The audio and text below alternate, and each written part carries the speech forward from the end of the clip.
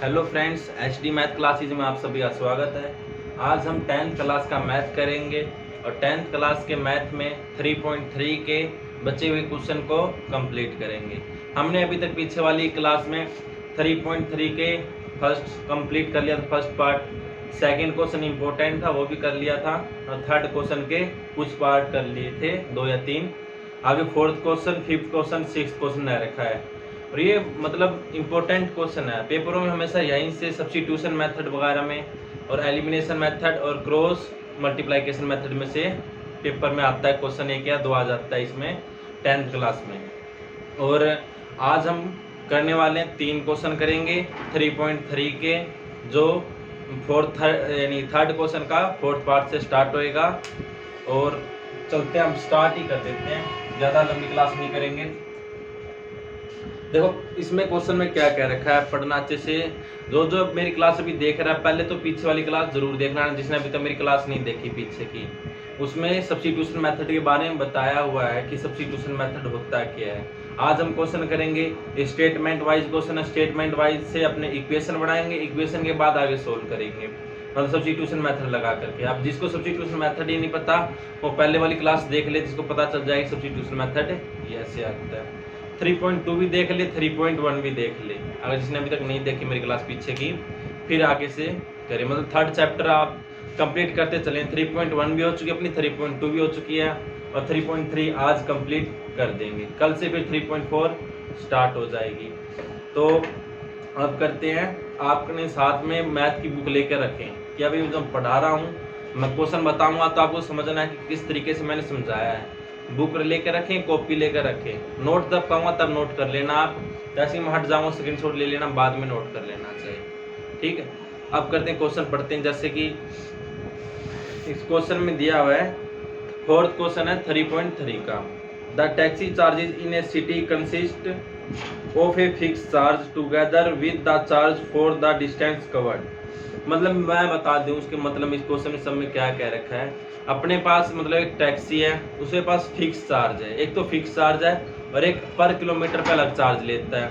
मतलब अगर उसकी टैक्सी में आप बैठ जाते हो, यानी उसके 5 किलोमीटर का एरिया है, यहाँ तक आपका फिक्स चार्ज है कि 5 किलोमीटर तक का मतलब 5 रुपये लगेंगे या 10 रुपये लगेंगे या 20 रुपये लगेंगे, वो तो रहेगा बिल्कुल फिक्स चार्ज कि हाँ ये तो पूरा फिक्स चार्ज हो गया। अपने अगर उससे ज़्यादा किलोमीटर चलेंगे ना, उसके अलग रुपये लगेंगे। अगर कह देता है कि ऐसे नहीं कहते कि हम 10 किलोमीटर का फिक्स चार्ज है कि 10 रुपये ही लगेंगे, तो उसके आगे जितना किलोमीटर जाओगे उसके हिसाब से अलग पैसे लगेंगे। तो इसमें कह रखा है एक तो फिक्स चार्ज है, एक पर किलोमीटर पर है। For a distance of 10 kilometre the charge paid is 105, मतलब 105। ऐसे कह रखा है 10 किलोमीटर जाता है तो 105 रुपये वो देता है टैक्सी वाले। एक तो फिक्स चार्ज तो लगेगा ही लगेगा, उसके साथ में अलग चार्ज भी लगेगा 10 किलोमीटर पर। The charge paid is 105 and for a journey of 15 kilometre, बाद में वो 15 किलोमीटर चलता है, द चार्ज पेड इज 155, मतलब 155। 15 किलोमीटर पे कितना देता है वो 155 रुपये देता है। What are the fix charge and the charge per kilometre. एक तो अपने फिक्स चार्ज बताना है, एक पर किलोमीटर पे चार्ज बताना है। और आगे से पूछा हो कि how much does a person have to pay of travelling distance of 25 kilometre to pay, यानी कि क्या रखा है इसमें, अगर पहले तो फिक्स चार्ज बताना अपने ने, फिर पर किलोमीटर चार्ज बताना है और लास्ट में बताना है कि अगर वो 25 किलोमीटर जाएगा तो कितने पैसे देगा। अभी तक तो दिखा रखा है इसने कि 10 किलोमीटर पे कितने रुपए दे रहा है वो 105, 15 किलोमीटर पे दे रहा वो 155, तो 25 किलोमीटर पे कितने पैसे देगा। तो पहले तो समझो कि अपने फिक्स चार्ज भी नहीं पता, तो सबसे पहले करेंगे let the fix charge be, अपने मान लिया x कोई भी, लेट द मतलब पर किलोमीटर चार्ज बी, ये मान लिया अपने ने y। अब आता है अकॉर्डिंग टू क्वेश्चन, ये सीधा सॉल्यूशन हो रहा अपना अकॉर्डिंग टू क्वेश्चन के अनुसार क्या कह रखा है। एक तो फिक्स चार्ज तो है ही है उसका, और 10 किलोमीटर पे कितने रुपए दे रहा है वो 105 रुपए दे रहा है। तो क्या कह रखा है, मतलब हमने फिक्स चार्ज क्या माना है x, मतलब फिक्स चार्ज तो लगेगा ही लगेगा, साथ में उसका क्या लगेगा मतलब प्लस करके, कि मतलब जो फिक्स चार्ज तो वो तो लगेगा और साथ में अपने को क्या देना पड़ेगा पर किलोमीटर चार्ज। तो मतलब ये फिक्स चार्ज तो लगा कि प्लस करके पर किलोमीटर चार्ज कितना 10 किलोमीटर, 1 किलोमीटर पे कितने हैं y, तो 10 किलोमीटर पे 10y हो जाएगा, बराबर कितने रुपए देता है वो 105। ये आ गई अपनी फर्स्ट इक्वेशन। अब आती सेकंड। सेकंड के हिसाब से क्या कहते हैं, मतलब ये फर्स्ट कंडीशन है अकॉर्डिंग टू इक्वेशन के हिसाब से, और ये आ गई अपनी सेकंड कंडीशन। सेकंड कंडीशन में कहते हैं तो फिक्स चार्ज तो लगेगा ही लगेगा, और साथ में क्या कह रहा है कि 15 किलोमीटर पर 155 रुपए देता है, 155। या अपनी सेकंड इक्वेशन। फर्स्ट इक्वेशन कैसी बनी, फिक्स चार्ज प्लस में 10 किलोमीटर चल रहा है तो 10y बराबर 105 इतने पे करता है।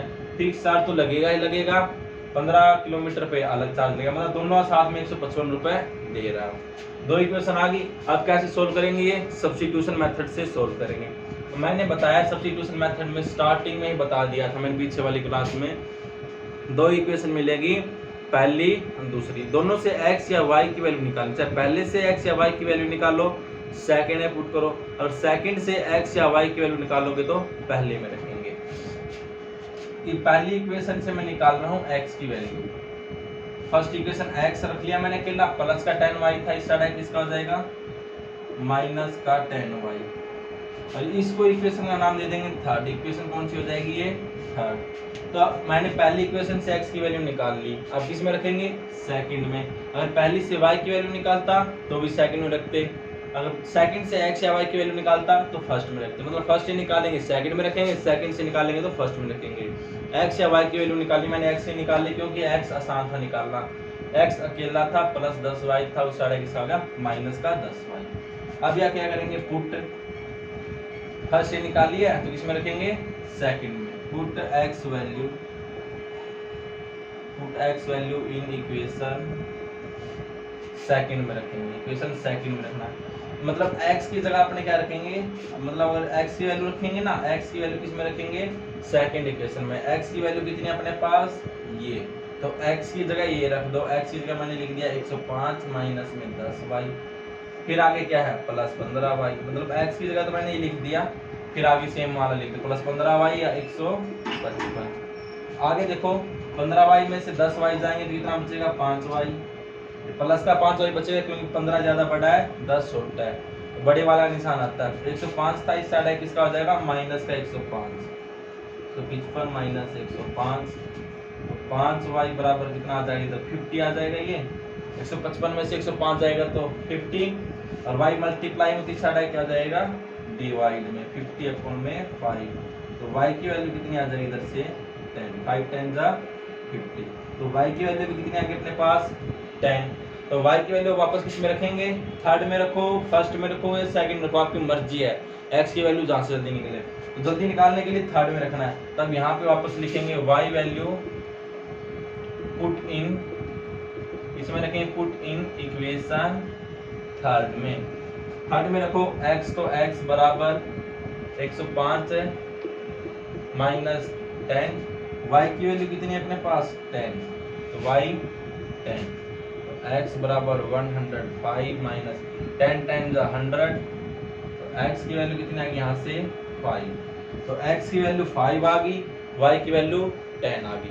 मतलब अपना जो फिक्स चार्ज था वो कितना अपना 5 रुपये लेता, मतलब फिक्स चार्ज तो लेगा ही लेगा अलग, मतलब उसका एरिया फिक्स चार्ज कितना अपना 5 रुपए, और अलग पर किलोमीटर पे कितने रुपए ले रहा है वो 10 रुपए।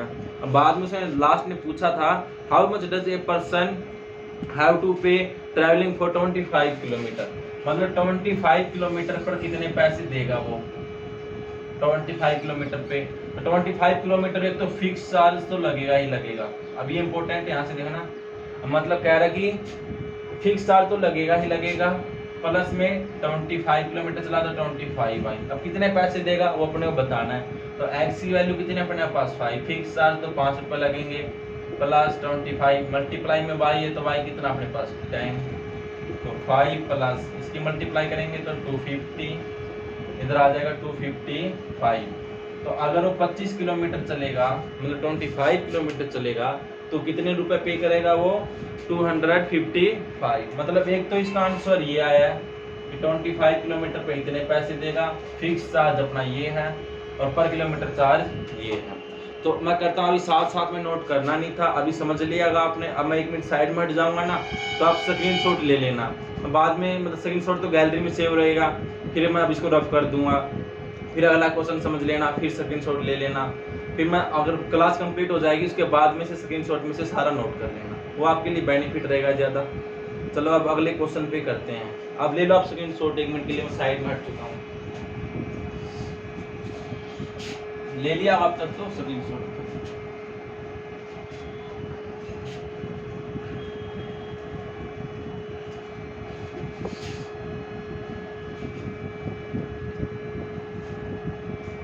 अब करेंगे next question.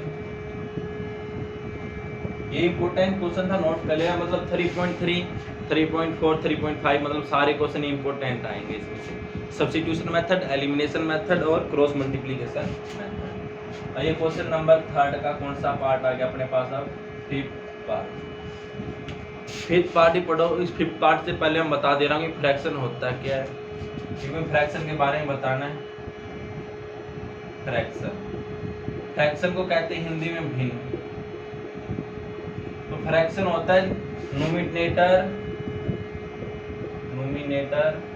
Divide denominator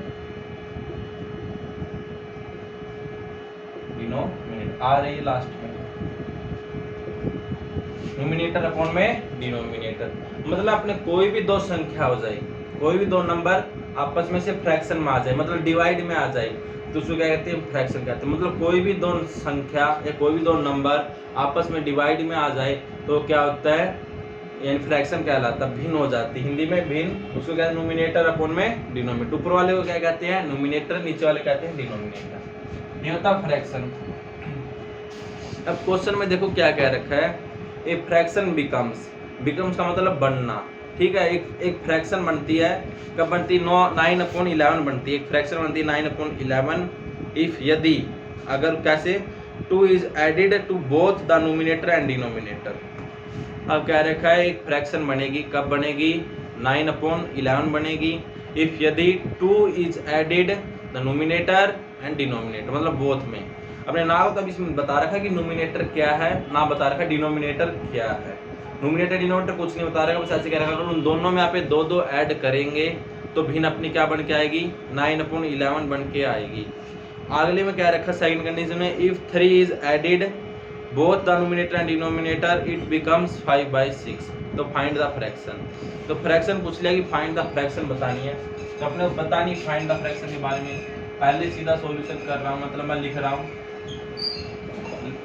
let the nominator number मैंने मान लिया x, let the denominator number मैंने मान लिया y। अब फ्रैक्शन क्या होगी इसकी बताओ? फ्रैक्शन करेंगे नोमिनेटर अपॉन में डिनोमिनेटर, तो x अपॉन में y। यहाँ तक बात समझ में आ गई। फिर इसमें पहली कंडीशन क्या रखा है? एक फ्रैक्शन बिकम्स 9/11। एक फ्रैक्शन बनेगी, कब बनेगी? 9/11 इफ यदि, अगर 2 is added both the numerator and denominator. अगर इसमें भी अपने 2 ऐड करेंगे, नोमिनेटर में भी और डिनोमिनेटर में भी अपने 2 ऐड करेंगे। क्या रखा? If the added numerator and denominator, तब क्या बनता है इसका फ्रैक्शन? 9/11। मतलब ये आगे अपनी फर्स्ट कंडीशन के हिसाब से पहले लिखना ऊपर अकॉर्डिंग टू क्वेश्चन, फिर लिख लेना फर्स्ट कंडीशन। क्या फर्स्ट कंडीशन? ये भी फर्स्ट कंडीशन है। और सेकंड कंडीशन के हिसाब से देखो क्या कह रहा है। सेकंड कंडीशन के हिसाब से क्या रखा है? इफ यदि 3 is added both the numerator and denominator then the क्या बन जाता है फिर? 5/6। ये कह रखा, बस बिल्कुल सिंपल क्वेश्चन है, कुछ नहीं है। तो फ्रैक्शन के बारे में जान लिया आपने। फ्रैक्शन होता क्या है? फ्रैक्शन होता है कोई भी डिवाइड में आपस में हो तो उसे कहते हैं फ्रैक्शन कह देते हैं। तो ऊपर वाले को नोमिनेटर कहते हैं, नीचे वाले को डिनोमिनेटर कह देते हैं। आगे देखो, मतलब कह रखा है अगर फ्रैक्शन में अपने 2 जोड़ दें, मतलब ऊपर नोमिनेटर में भी और डिनोमिनेटर में भी हम 2 ऐड करेंगे तो क्या बन के आएगा? 9/11। मतलब अपने नोमिनेटर डिनोमिनेटर दिया नहीं था, एक्स वाई मान लिया, एक्स में 2 वाई में 2 जोड़ दिया तो 9/11 आ गया। इसमें भी सेकंड कंडीशन क्या रखा है? आगे वाले क्वेश्चन पढ़ोगे तो 3 ऐड करेंगे दोनों में तो क्या बन के आएगा? 5/6 बन के आएगा।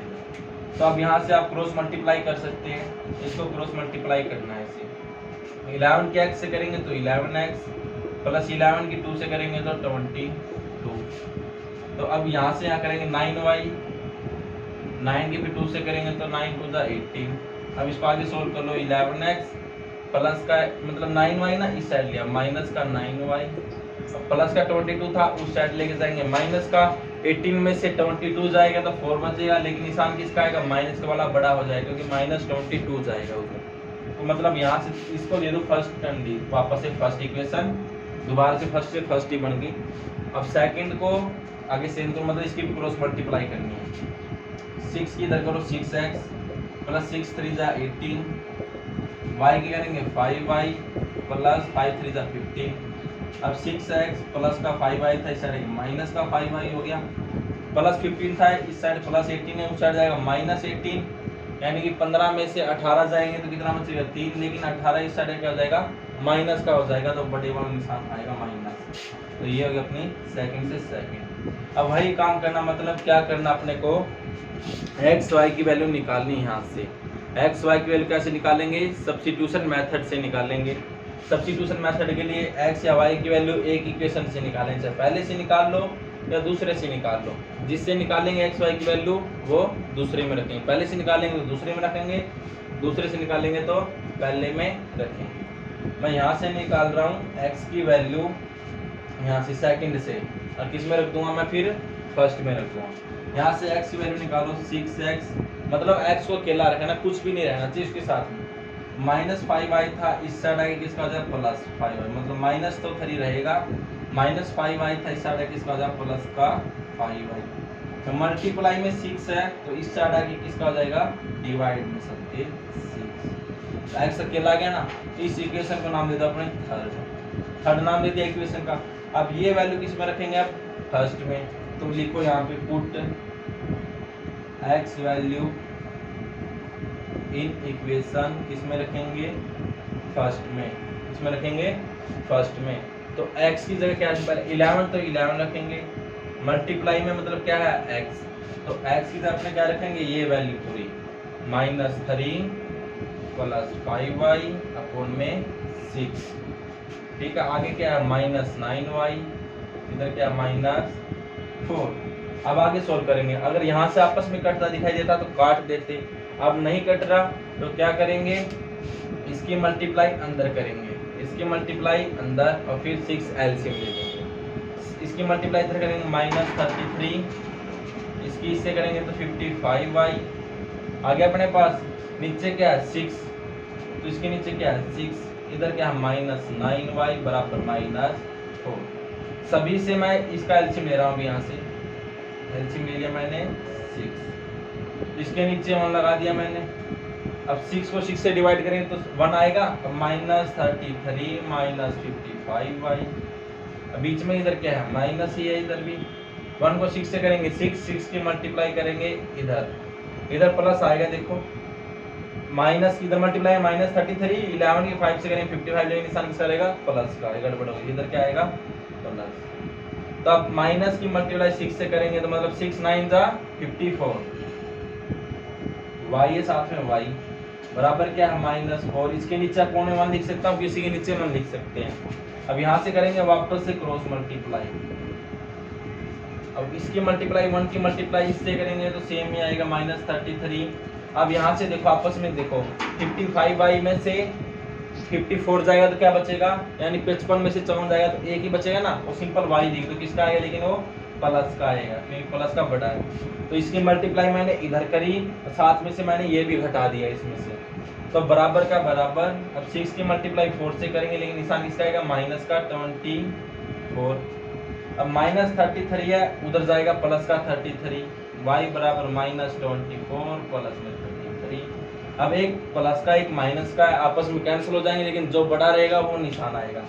तो y की वैल्यू यहाँ से बताओ कितनी आएगी, 33 में से 24 जाएगा तो कितना आएगा 9 आएगा, लेकिन किसका आएगा प्लस, यानी 33 बड़ा है। तो y की वैल्यू अपने पास कितनी आ गई, अपने पास अभी 9। तो y की वैल्यू कितनी आ गई अपने पास 9। और y की वैल्यू कहाँ पे रखेंगे, इक्वेशन थर्ड में, तो लिख लेना इधर पुट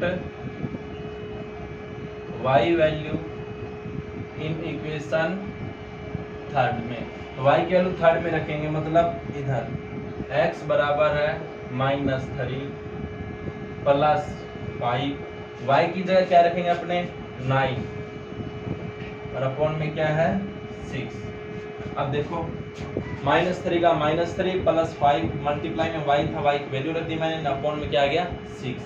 तो अब देखो x बराबर कितना आ गया अपना -3 है, इसकी मल्टीप्लाई करोगे कितना आएगा 45 प्लस में 45 अपॉन में क्या है 6। x बराबर 45 में से 3 जाएगा तो कितना आएगा 42, नीचे 6 है, यहाँ से कटेगा 6 7 जा 42। तो x की वैल्यू अपने पास कितनी आ गई 7, x की वैल्यू 7, y की वैल्यू 9। तो इधर रखेंगे अपने, जैसे कि x की वैल्यू कितनी आ गई अपने पास 7, y की वैल्यू कितनी आ गई अपने पास 9, तो फ्रैक्शन क्या बन के आएगा अपने पास 7 अपॉन में 9।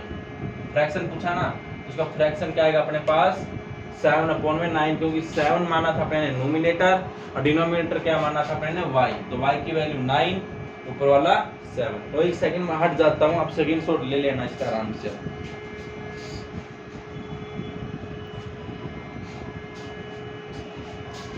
अब मैं कर रहा हूँ इसको रफ, लास्ट क्वेश्चन करेंगे अब आपने।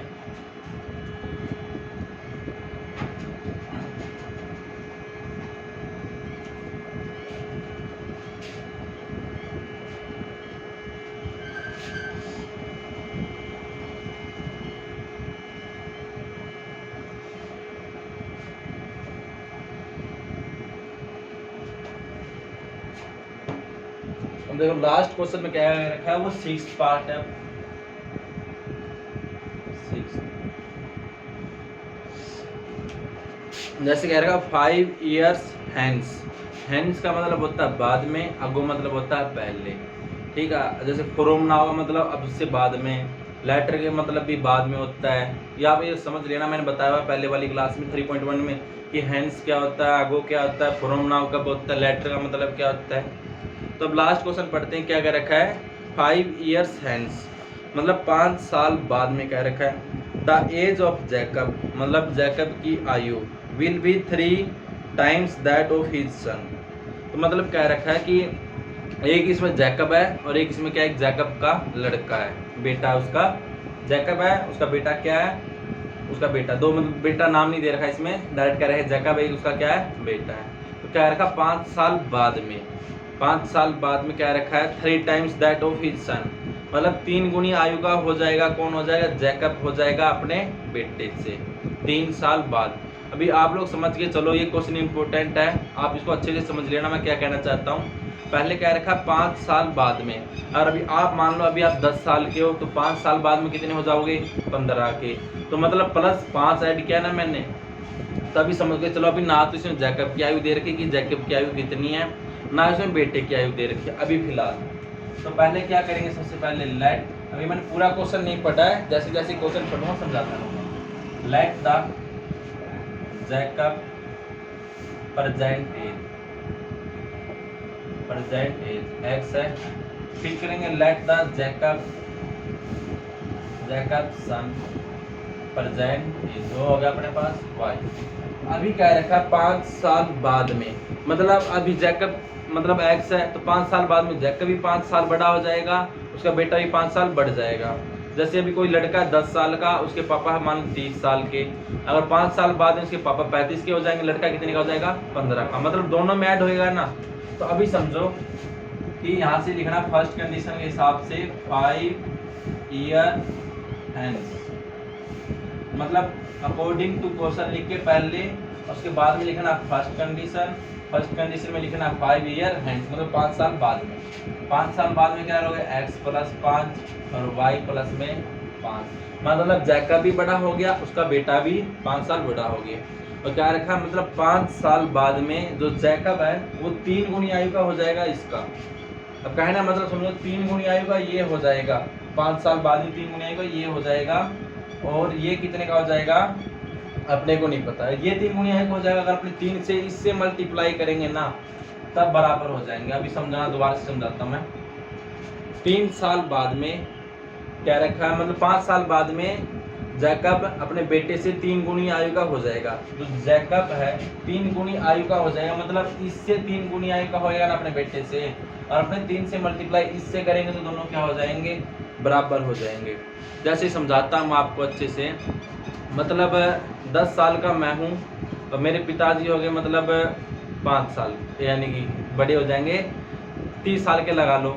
अभी यानी कि 5 साल बाद में, 5 साल बाद में तो मतलब कि मैं 15 का हो जाऊंगा, मेरे पापा कितने के हो जाएंगे, 35 के हो जाएंगे। उम्र से अब कितनी गुनी आयु के हो जाएंगे, मतलब लगा लो 30 साल के, लगा लो 30 साल के हो गए, मैं 15 साल का हो गया, उम्र से 2 गुनी आयु के हो जाएंगे। अगर मैं 2 से मल्टीप्लाई मेरे से कर लूंगा तो दोनों क्या हो जाएंगे, बराबर।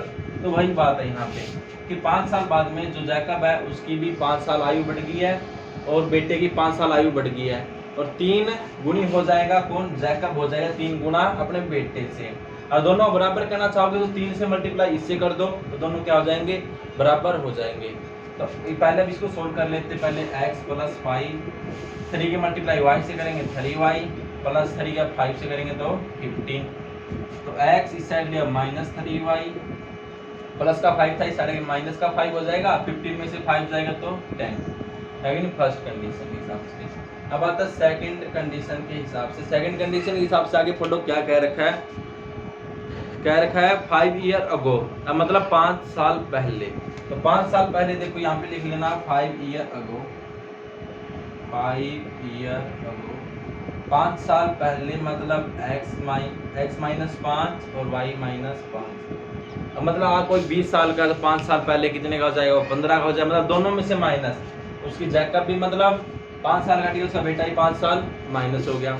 और क्या रखा, Jacob age was 7 times that is sir, मतलब 7 टाइम्स हो जाता है ये, मतलब जैकब है ना 5 साल पहले इससे 7 गुनी आयु का था, इससे 7 गुनी आयु का कौन था, जैकब था। अगर इससे 7 से मल्टीप्लाई कर देंगे उसके बेटे से तो दोनों क्या हो जाएंगे, बाप और बेटे बराबर हो जाएंगे।